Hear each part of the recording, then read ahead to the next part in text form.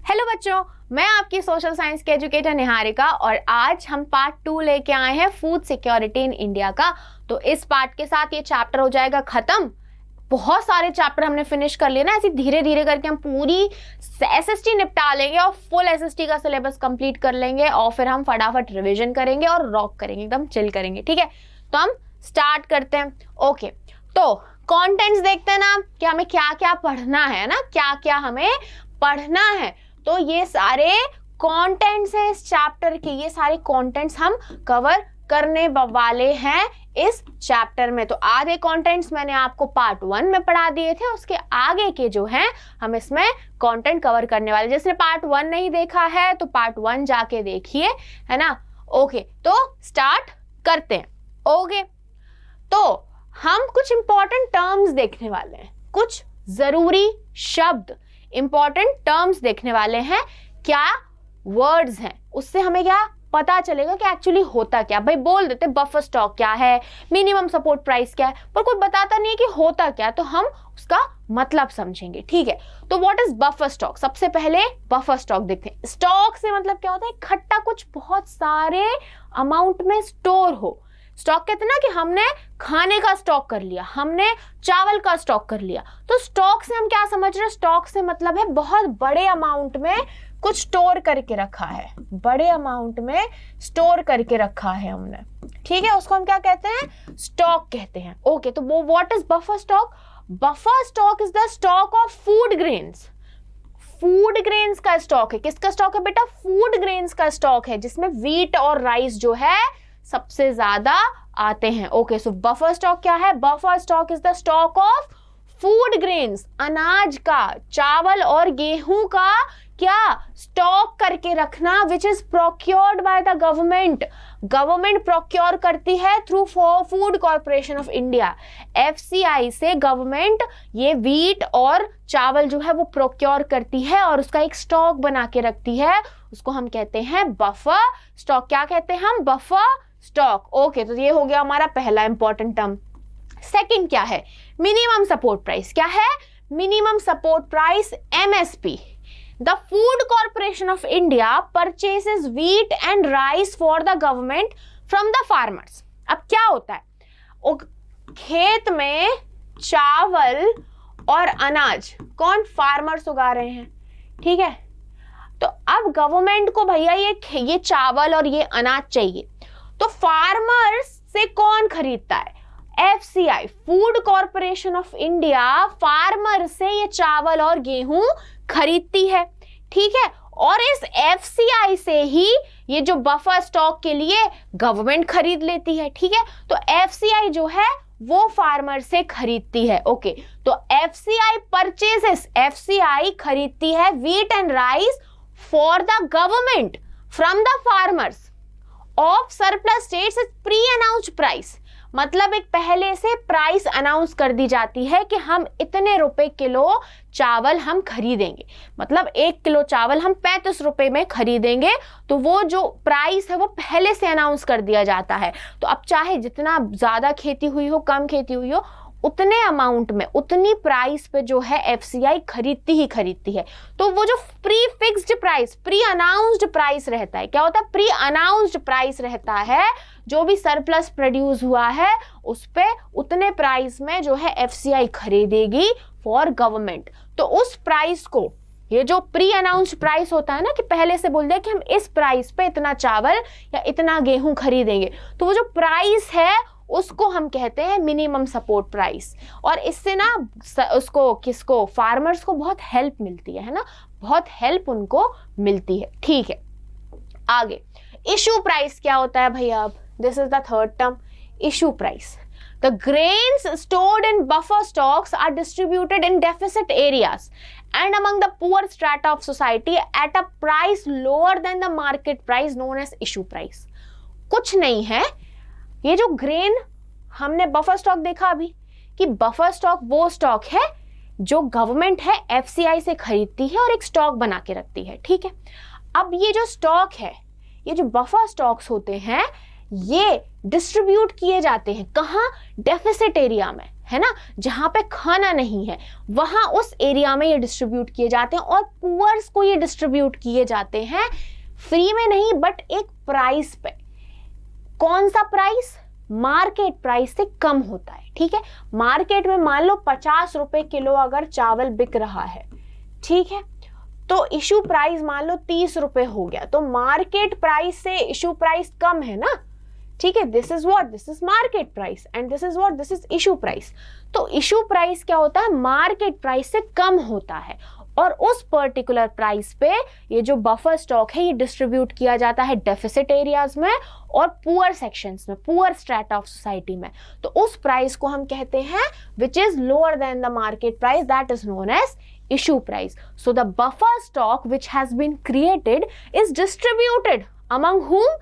Among poor sections of the society and among the deficit area, and the price on which this buffer stock is distributed is less than the market price. Market price से कम होता है और उस price को हम कहते हैं issue price. ठीक है, नेक्स्ट है सब्सिडी। तो सब्सिडी क्या होता है? Subsidy is a payment that a government makes to a producer to supplement the market price of a commodity. It keeps consumer prices low while maintain a high income for producers. ये producers को दी जाती है। जो government है ये जो produce कर रहा है उसको एक amount देता है और ये क्यों दिया जाता है? To maintain a high income for producer, की जो farmers हैं, जो प्रोड्यूसर्स हैं, उनकी इनकम जो है मेंटेन रह सके, हाई हो सके, तो गवर्नमेंट एक पेमेंट देती है प्रोड्यूसर को, एक सप्लीमेंट्री पेमेंट होती है ये प्रोड्यूसर के लिए, उस पेमेंट को हम कहते हैं सब्सिडी। और सब्सिडी कौन देता है? गवर्नमेंट देती है। और क्यों देती है?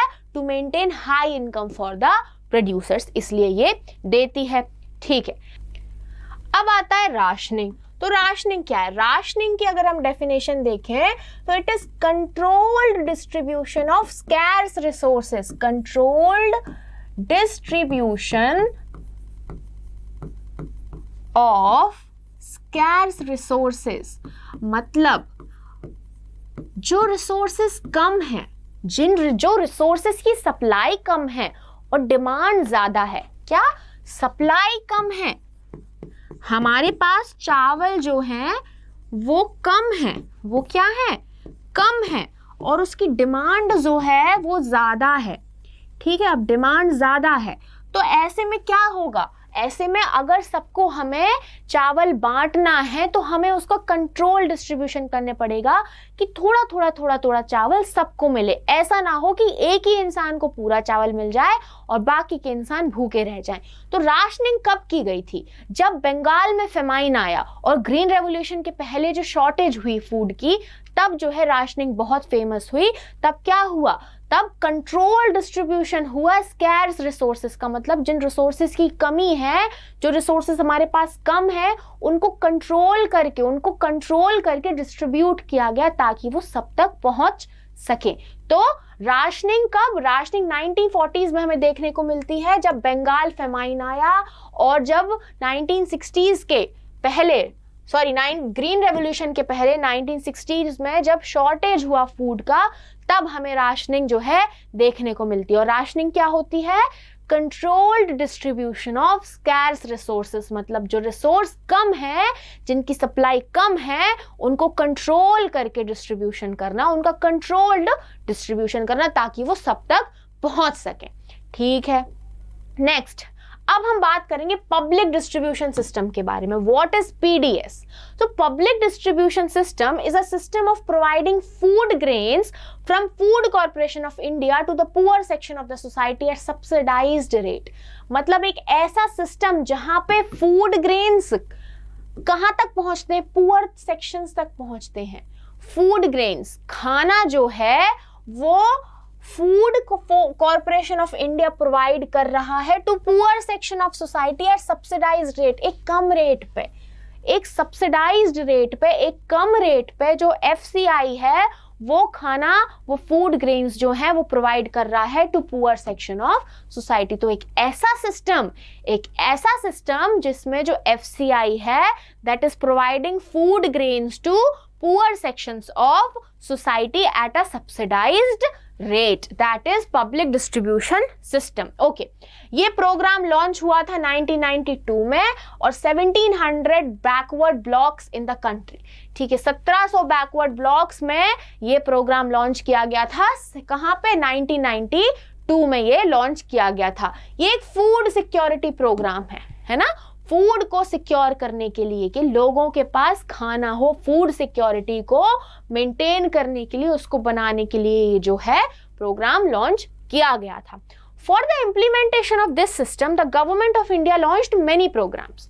अब पीडीएस सिस्टम के इम्प्लीमेंटेशन के लिए कि पीडीएस सिस्टम अच्छे से आ सके तो बहुत सारे प्रोग्राम्स लॉन्च किए गवर्नमेंट ने। कैसे प्रोग्राम्स? अंत्योदय अन्न योजना, ये बहुत इंपॉर्टेंट है बेटा, इसको नोट डाउन कर लेना। अंत्योदय अन्न योजना एक प्रोग्राम है this which is for the poorest of the poor, जो को गरीबी बहुत ही ज्यादा गरीब है, अति गरीब है, उनके लिए ये प्रोग्राम लॉन्च किया गया था। एंड द अन्नपूर्णा स्कीम्स, और अन्नपूर्णा स्कीम्स भी लॉन्च किए गए थे for the needy senior citizens. जो सीनियर सिटीजन्स होते हैं, बूढ़े लोग होते हैं जिनको जरूरत होती है, उनके लिए ये लॉन्च किया गया था। These two programs were launched in 2000 में ये प्रोग्राम्स लॉन्च किए गए थे। और क्यों लॉन्च किए गए थे? ताकि पीडीएस सिस्टम का अच्छे से इम्प्लीमेंटेशन हो सके।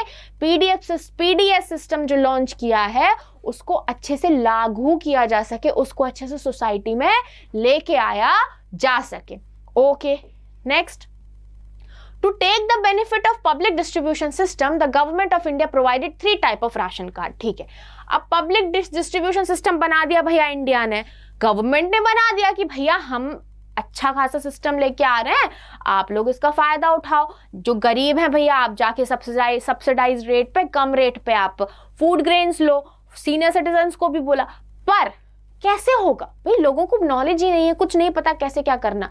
तो पीडीएस सिस्टम का अच्छे से बेनिफिट लेने के लिए कि वो उनको अच्छे से बेनिफिट मिले, इसका बेनिफिट मिल सके, गवर्नमेंट ने 3 टाइप के राशन कार्ड प्रोवाइड किए, राशन कार्ड उन्होंने निकाले। तो पहला राशन कार्ड है Antyodaya cards for the poorest of the poor. Antyodaya cards निकाले पुअर्स के लिए। Below poverty line card for the people living below poverty line, जो लोग पॉवर्टी लाइन के नीचे रहते हैं उनके लिए बीपीएल कार्ड बनाना निकाले, मतलब बीपीएल कार्ड उन्होंने स्टार्ट किए। APL card for all other people, और अबव पॉवर्टी लाइन कार्ड जो थे एपीएल कार्ड, वो सारे लोगों के लिए उन्होंने निकालना स्टार्ट कर दिया। ठीक है, अबाउट 5.5 लाख राशन शॉप्स और फेयर प्राइस शॉप्स। अब पीडीएस सिस्टम के अंदर राशन शॉप्स आती हैं, राशन शॉप्स और फेयर प्राइस शॉप्स। ठीक है, ये 2 टाइप की जो शॉप्स हैं, ये जो शॉप्स हैं ये खोली गई। तो ration shops and fair price shops, about 5.5 lakh इतनी शॉप्स जो हैं वो पूरी कंट्री में ओपन की गई, ताकि इस सिस्टम का अच्छे से इंप्लीमेंटेशन हो सके, ये सिस्टम अच्छे से लागू किया जा सके। Next, current status of public distribution. आज कैसी स्टेटस है, कैसी स्थिति है पब्लिक डिस्ट्रीब्यूशन सिस्टम की, ये देखते हैं। At the time of introducing of public distribution system, it was for all category of people, that is there was no discrimination between poor and non-poor। जब public distribution system को introduce किया गया तो वो सारे categories के लिए था, for all categories of people के लिए था, कोई डिस्क्रिमिनेशन नहीं था पुअर और नॉन पुअर के बीच में। इन 1992 में government of India decided to launch revamped public distribution system. 1992 में गवर्नमेंट ऑफ इंडिया ने सोचा कि इस जो अभी हम पीडीएस सिस्टम चल रहा है उसको हम थोड़ा सा चेंज करते हैं और एक रिवैम्प्ड पीडीएस लॉन्च करते हैं। तो उन्होंने रिवैम्प्ड पीडीएस सिस्टम लॉन्च किया 1992 में, और इसका एम क्या था? एम था to start it in 1700 blocks in the country. उनका एम था कि 1700 कंट्री के 1700 ब्लॉक्स में ये सिस्टम को स्टार्ट किया जाए। ठीक है, फिर 1997 में public distribution system revised as target public distribution system. ठीक है, फिर से थोड़े से चेंज लेके आए। 1997 में पीडीएस सिस्टम को रिवाइज कर दिया गया और बोला गया targeted PDS system. Targeted PDS system, और ये सिर्फ पुअर सेक्शंस ऑफ सोसाइटी के लिए था, ठीक है।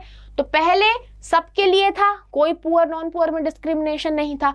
फिर उसको रिवैम्प किया गया, 1700 ब्लॉक्स, कंट्री के 1700 ब्लॉक्स में लाया गया। उसके बाद 1997 में उसको टारगेटेड किया गया और सिर्फ पुअर सेक्शंस के लिए लाया गया कि सिर्फ पुअर सेक्शंस पे जो है ध्यान दिया जा सके। नेक्स्ट, अब पीडीएस सिस्टम के क्या मेरिट्स हैं, हम ये देखेंगे कि पीडीएस सिस्टम से हमें क्या फायदे मिलते हैं। ओके, तो it helps to keep food price stable by providing food at concession rate, ठीक है। पीडीएस सिस्टम की मदद से जो फूड की प्राइस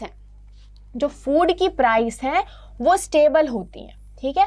उनको स्टेबल रखने के लिए काम आता है, क्योंकि वो फूड प्रोवाइड करता है कंसेशनल रेट पे, मतलब कम रेट पे वो फूड प्रोवाइड करता है पीडीएस सिस्टम, तो उसकी वजह से जो फूड की प्राइस है वो स्टेबल रहती हैं।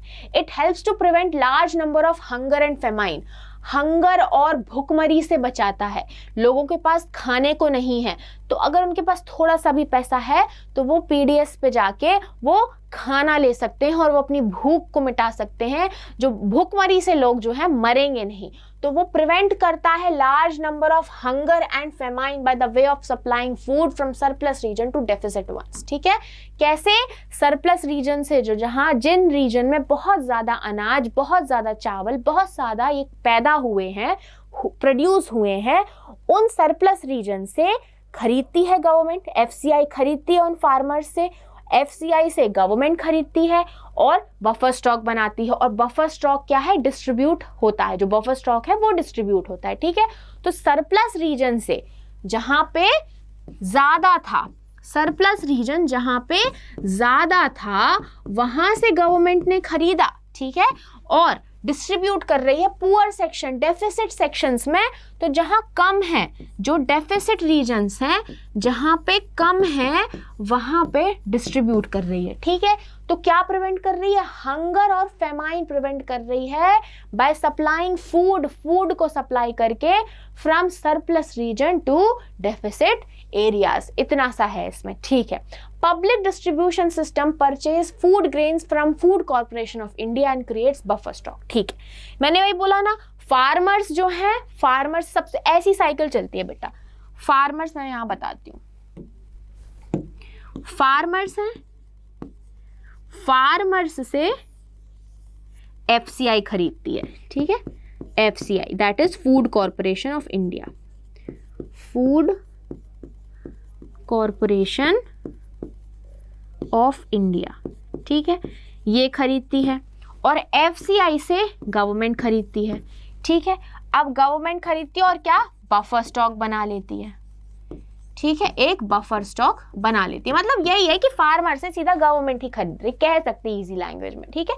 तो एक बफर स्टॉक बना लेती है और ये जो बफर स्टॉक है ये डिस्ट्रीब्यूट होता है पीडीएस सिस्टम में, ठीक है, सब्सिडाइज्ड रेट पे, सब्सिडाइज्ड रेट पे, ओके, ठीक है। तो public distribution system food grains खरीद रही है फूड कॉर्पोरेशन से, मतलब पीडीएस सिस्टम को कहां से मिल रहा है? फूड कॉर्पोरेशन ऑफ इंडिया से ये मिल रहा है, और क्या? एक बफर स्टॉक बना लेती है, ठीक है, ओके। तो कुछ नहीं है, यही चीज है, इसमें बस घुमा के लिख दिया है यहाँ पे कि पब्लिक डिस्ट्रीब्यूशन सिस्टम जो है फूड ग्रेन्स खरीद रही है food crops of India, food corporation of India से, एक बफर स्टॉक बना ले रही है। मैंने इसके पहले आपको बताया कि फार्मर्स हैं, फार्मर से फूड कॉर्पोरेशन ऑफ इंडिया खरीदता है, फूड कॉर्पोरेशन ऑफ इंडिया से जाता है गवर्नमेंट के पास और एक वो बफर स्टॉक बना लेते हैं, और वो जो बफर स्टॉक है वो डिस्ट्रीब्यूट होता है। तो वही चीज यहाँ पे लिखी हुई है, कंफ्यूज नहीं होना है, ठीक है, कंफ्यूज हमें नहीं होना है। Poor section of society can easily buy food at subsidized rate from fair price shop and it has been possible through public distribution system. अभी हमने देखा कि पब्लिक डिस्ट्रीब्यूशन सिस्टम के वजह से राशन शॉप्स खुली और क्या फेयर प्राइस शॉप्स खुली। तो इन फेयर प्राइस शॉप से, इन राशन शॉप से जो पुअर सेक्शंस हैं, जो गरीब लोग हैं, वो इन पे जाके कम रेट में, सब्सिडाइज रेट में फूड ग्रेन्स खरीद सकते हैं और अपनी भूख जो है वो शांत कर सकते हैं, वो भूखे नहीं मरते हैं, ठीक है। It assures to the farmers by the way of purchasing food at minimum support price, ठीक है। और पीडीएस सिस्टम से एक फार्मर्स को भी एश्योरेंस मिलती है कि एक मिनिमम सपोर्ट प्राइस पे उनका जो सरप्लस जो उन्होंने प्रोड्यूस किया है वो जो है गवर्नमेंट खरीद लेगी। तो मतलब फार्मर्स को भी नुकसान नहीं होता है, क्योंकि गवर्नमेंट को चाहिए कि उनको बफर स्टॉक क्रिएट करना है, तो दे नीड फूड ग्रेन्स। अब जिन फार्मर्स के पास सरप्लस है और तो एमएसपी मिनिमम सपोर्ट प्राइस की मदद से जो फूड ग्रेन्स हैं, जो सरकार है उस फूड ग्रेन्स को खरीद लेती है और एक बफर स्टॉक क्रिएट कर लेती। तो यहाँ पे फार्मर्स का भी नुकसान नहीं होता है, क्योंकि उनको मिनिमम सपोर्ट प्राइस जो है वो मिलता ही मिलता है। ठीक है, तो मिनिमम सपोर्ट प्राइस जो है उनको मिलता ही मिलता है। तो फार्मर्स को भी एक एश्योरेंस मिल जाता है। क्या मिल जाता है? फार्मर्स को भी एक एश्योरेंस मिल जाता है। Okay, next, demerits of PDS. अब भैया जिस चीज के मेरिट्स है उसके डीमेरिट्स तो थोड़े बहुत होते ही होते हैं, तो इसके नुकसान क्या है, डीमेरिट्स क्या है? In this system food grains are stored as buffer stock. ठीक है, अभी हमने देखा कि इसमें क्या हमको ज्यादा सरप्लस अमाउंट में चाहिए खाना कि वो डिस्ट्रीब्यूट किया जा सके, तो एक बफर स्टॉक बन रहा है। ठीक है, बफर स्टॉक है, उसको ही डिस्ट्रीब्यूट किया जा रहा है। तो पीडीएस सिस्टम में क्या एक बफर स्टॉक क्रिएट हो रहा है, जिसके कारण एक वेस्टफुल विच बिकेम वेस्टफुल, एक सिस्टम सा बन जाता है, क्योंकि क्वालिटी में कमी आ जाती है। अब इतना सारा अमाउंट जो है वो एक स्टॉक के रूप में स्टोर्ड है, तो उसकी क्वालिटी खराब हो जाती है डिटेरियोरेशन की वजह से, वियर एंड टियर की वजह से और रॉटिंग, सड़ने की वजह से। कुछ अनाज जो हैं उनमें कीड़े हो जाते हैं, तो घुन जाते, जो कहते हैं ना पाउडर, सोचो चावल जो है एकदम घुन जाता, पाउडर फॉर्म में हो जाता है, कीड़े हो जाते हैं उसमें, अनाज में कीड़े हो जाते हैं, तो उसको वो पाउडर कर देते हैं कीड़े, है ना। तो अनाज जो है वो वियर एंड टियर होता है, वो खराब हो जाता है, वो रॉट हो जाता है, तो उसकी वजह से क्वालिटी है जो फूड ग्रेन की वो खराब हो जाती है। तो पीडीएस में एक ये ड्रॉबैक है, इसका एक ये डीमेरिट है। Sometimes products of the PDS is malpracticed by the PDS dealers through selling the food grains in the open market for getting better margin. अब जो पीडीएस शॉप्स चलाते हैं ना, वो कभी कभी इस चीज का गलत फायदा उठाते हैं कि जो सामान आ रहा है उसको वो मार्केट पे ज्यादा महंगे प्राइस पे बेचने लगते हैं। तो यहाँ पे ये एक करप्शन वाली चीज आ जाती है कि आ किसी और के लिए रहा है, पर वो कहीं और बेच के पैसा कमाने लगते हैं। तो एक ये हो गया डीमेरिट इसका। ठीक है, तो ये हो गए हमारे पीडीएस सिस्टम के मेरिट्स और डीमेरिट्स। अब नेक्स्ट जो टॉपिक है वो है role of cooperatives in food security. Cooperatives का रोल क्या है? जैसे अमूल आपने सुना होगा ना बेटा, अमूल एक कोऑपरेटिव है, मतलब बहुत सारे लोग मिलके एक काइंड ऑफ एक कंपनी बना ले, एक ग्रुप बना ले और वो साथ में बिजनेस कर रहे हैं, तो उसको हम ना कोऑपरेटिव्स कहते हैं। अभी हम पढ़ेंगे क्या होता है। ठीक है, cooperative opens many fair price shops to sell food grains at concessional rate. ठीक है, अभी हम इसमें देख रहे हैं कि कोऑपरेटिव्स क्या है, वो कोऑपरेटिव्स क्या कर रहे हैं फॉर फूड सिक्योरिटी। इंडिया में फूड सिक्योरिटी को मेंटेन करने के लिए कोऑपरेटिव्स क्या कर रहे हैं, ये हमें देखना है। तो कोऑपरेटिव्स अभी हमने देखा क्या होता है, बहुत सारे अलग अलग लोग हैं जो वो इकट्ठे हो गए। जैसे अमूल है, अमूल में बहुत सारे फार्मर्स थे जिनके यहाँ भैया दूध होता था, तो वो सब इकट्ठे हो गए और वो इकट्ठा एक प्लांट उन्होंने लगा लिया, वहीं पे दूध आ रहा है, वहीं पे उसको क्या पैस्चराइज किया जा रहा है, अलग अलग जगह पे क्या ट्रांसपोर्ट होता है, अलग अलग जगह पे उसकी सप्लाई होती है। तो एक कोऑपरेटिव उन्होंने बना ली, तो इस टाइप के सिस्टम को हम कोऑपरेटिव कहते हैं। तो कोऑपरेटिव क्या कर रहे हैं, कोऑपरेटिव बहुत सारी फेयर प्राइस शॉप्स खोल रहे हैं और फूड ग्रेन्स को बेच रहे हैं कम रेट पे, कंसेशनल रेट पे। Academy of development science is an organisation of training and capacity building programmes on food security. Development science academy है, एक डेवलपमेंट साइंस एक ये ऑर्गेनाइजेशन है जो कि क्या कर रही है, ट्रेनिंग दे रही है और प्रोग्राम्स बिल्ड कर रही है फूड सिक्योरिटी को लेके। फूड सिक्योरिटी को लेके ये ट्रेन करती है, ये प्रोग्राम्स बनाती है एनजीओस के लिए महाराष्ट्र में।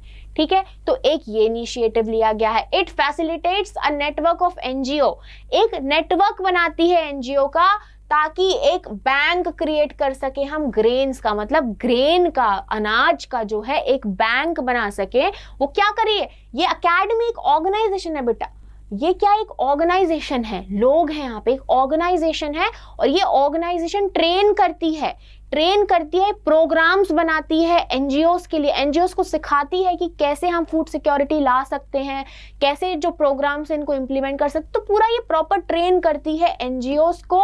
और ये एनजीओस क्या करते हैं, ये एनजीओस बैंक सेटअप कर रहे हैं ग्रेन्स के। It is a successful food security intervention, और ये एक सक्सेसफुल प्रोग्राम है, मतलब एक अच्छा इनिशिएटिव है ये जो कोऑपरेटिव्स ने लिया है। In Tamil Nadu 94% fair price shop are being run by the cooperatives. ठीक है, तमिलनाडु में 94% फेयर प्राइस शॉप जो हैं वो कोऑपरेटिव्स चलाते हैं, वो कोऑपरेटिव जो हैं वो चला रहे हैं। Okay, next, mother dairy is a success story of cooperatives in milk and vegetables. जो मदर डेयरी आपने सुना होगा, ये क्या है, एक सक्सेसफुल कोऑपरेटिव है मिल्क और वेजिटेबल सेक्टर में। दिल्ली में बहुत चलता है मदर डेयरी। ठीक है, तो ये बहुत फेमस है। अमूल, मैंने बताया ना, अमूल जो है वो भी एक सक्सेसफुल स्टोरी है of cooperatives in milk and milk products. Milk और मिल्क प्रोडक्ट्स में गुजरात में ये अमूल जो है वो बहुत फेमस है, एक सक्सेसफुल स्टोरी है। ठीक है, अब नेक्स्ट है national food for work programme. ये नेक्स्ट टॉपिक है, इसको हम पढ़ने वाले हैं। ठीक है, ये प्रोग्राम क्या है? This programme was started in November 14, 2004 नवंबर 14 को ये प्रोग्राम स्टार्ट किया गया था, और 150 जो मोस्ट बैकवर्ड डिस्ट्रिक्ट है कंट्री में, वहां पे ये स्टार्ट किया गया था। अब ये प्रोग्राम किसके लिए है? This programme is for those rural people, गांव के लोग जो कि वेज एम्प्लॉयमेंट की खोज में है, जिनको वेज एम्प्लॉयमेंट चाहिए और मैनुअल अनस्किल्ड वर्क जो कर सकते हैं, उनके लिए ये जो है प्रोग्राम बनाया गया था। The aim of this programme is to intensify the generation of supplementary wage employment. इस वेज एम्प्लॉयमेंट को इंटेंसिफाई करने का इस प्रोग्राम का जो है एम है। It is 100% centrally sponsored scheme. ये सेंट्रल स्पॉन्सर करता है, जो सेंट्रल गवर्नमेंट है वो इस स्कीम को स्पॉन्सर करती है। 100% इस स्कीम को सेंटर जो है वो स्पॉन्सर करती है। In this programme the food grains are provided to states free of cost. इस प्रोग्राम में जो फूड ग्रेन्स हैं वो स्टेट्स को दिए जाते हैं फ्री ऑफ कॉस्ट, मतलब फ्री में उनको दिए जाते हैं। अब नेक्स्ट है अंत्योदय अन्न योजना। भैया क्या है ये अंत्योदय अन्न योजना, हम देखते हैं। ये एक योजना है जिसको स्टार्ट किया था दिसंबर 2000 में। ठीक है, 1 crore of the poorest among the BPL families जो हैं इस प्रोग्राम के अंडर आते हैं।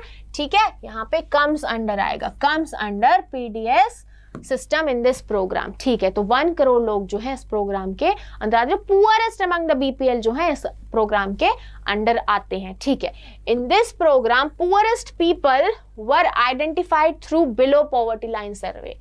अब भैया पुअर तो सब लोग कहते हैं हम पुअर हैं, तो कैसे पुअर को डिफाइन किया जाएगा, कैसे पुअर को पहचाना जाएगा? तो बिलो पॉवर्टी लाइन जो है उसका सर्वे किया गया था और पुअरेस्ट लोगों को आइडेंटिफाई किया गया था। Now 2 crore families have been covered under the AAY with the increment of 50 lakh each in June 2003 and August 2004। 2 crore families जो हैं वो AAY जो है स्कीम, इसके अंदर, इस योजना के अंदर 2 करोड़ फैमिलीज अब कवर की जा चुकी हैं। ठीक है, तो यहाँ पे हमारा चैप्टर हो गया खत्म। ठीक है, अब हम मिलते हैं या तो कोई नए इसी में नए चैप्टर के साथ। अच्छा हाँ, ये तो मैं भूल ही गई, इस चैप्टर के साथ हमारी इकोनॉमिक्स खत्म हो चुकी है। 9th क्लास की हमारी जो इकोनॉमिक्स थी वो हमने पूरी खत्म कर ली है, तो इकोनॉमिक्स सब्जेक्ट हमारा हो गया है पूरा खत्म। अब हम दूसरा सब्जेक्ट स्टार्ट करेंगे SST में ही, और या फिर ज्योग्राफी या फिर हिस्ट्री या फिर पॉलिटी, किसी भी सब्जेक्ट का नया चैप्टर लेके आएंगे, है ना, और फिर फटाफट पूरा सिलेबस कंप्लीट कर लेंगे और फटाफट हम रिवीजन भी करेंगे। ठीक है, तो इस लेक्चर के या किसी भी लेक्चर के आपको नोट्स डाउनलोड करने हैं तो आप हमारे स्कोर प्लस ऐप से PDF फॉर्मेट में इन लेक्चर के नोट्स डाउनलोड कर सकते हैं और पढ़ सकते हैं। ठीक है, तो फिर मिलते हैं नेक्स्ट लेक्चर में। बाय बाय बच्चों।